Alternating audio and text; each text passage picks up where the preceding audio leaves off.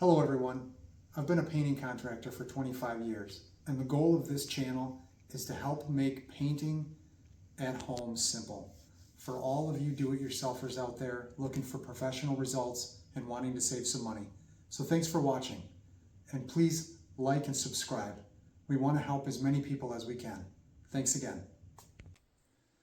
Okay, so here we are in a different part of the house where we have already filled all of the nail holes with the spackle. I'm going to put a link below to the spackle that we use on all of our projects, whether we're spackling walls, minor touch-ups, spackling and prep work on walls, ceilings, or woodwork. And this has had a lot of time to dry, so we know that it's nice and hard and we're going to sand it down smooth. And if you come on over here, I'll show you what it looks like. If you can see, it's obviously not smooth right now. You see, this is rough and it's a lot of buildup. What we're going to do is we're going to sand this piece, and it's nice and smooth now. We took it all down, and now that nail hole is filled nice and flush.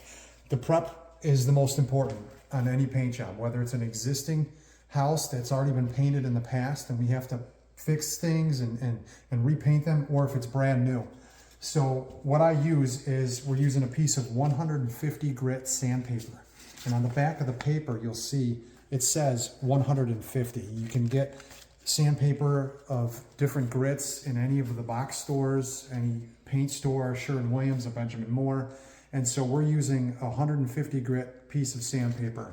And that's what I like to use when I'm sanding down any of the spackle on the wood. And I also like to give the entire piece of trim casing and any of the wood a complete sand so it's nice and smooth for when we put the paint on it. So what I'm going to do is, again, I'm going to start at the top where the nails are. And I just kind of come down with the sandpaper, sanding smooth wherever those nail holes were. It's all smooth. I'm not just sanding where the nail holes are. I'm sanding the whole piece. So we're just going to keep going, and we're going to give this a full sand all the way down. We spend a little bit of extra time on wherever there's nail holes. And we just kind of keep following it down until we get a whole piece sanded smooth. Now if you take your hand, this whole piece is sanded smooth. I want you to notice this dirty environment where we have a lot of extra insulation and dust and whatnot.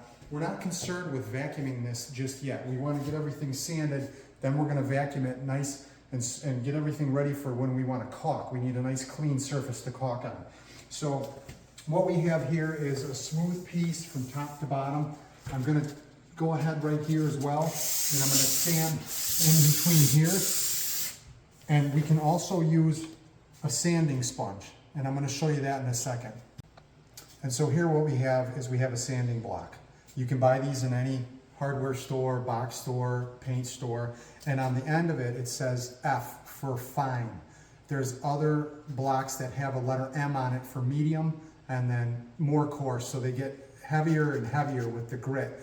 And we like to use the fine ones when we're in the houses, but we want to use a 150 piece of sandpaper when we're sanding down our nail holes. And we want those spackle spots to be smooth. If you wanted to, you could do the rest of it once the nail holes have been filled and sanded. If you wanted to come back and do a sanding block on the whole piece afterwards, you could use this as well. This is handy when you get into these areas. And you want to go like that, nice and smooth around the outside edge right here. Nice and smooth. So I usually keep both of these on me when I'm doing my sanding and my prep work. And so now that we have this piece all sanded and we have this area right here, we're going to finish sanding this whole unit right here, and then we're going to vacuum and we're going to get into some caulk. So we're probably going to go to another area of the house where it's all ready for us so we can do a demonstration on caulking in our next video.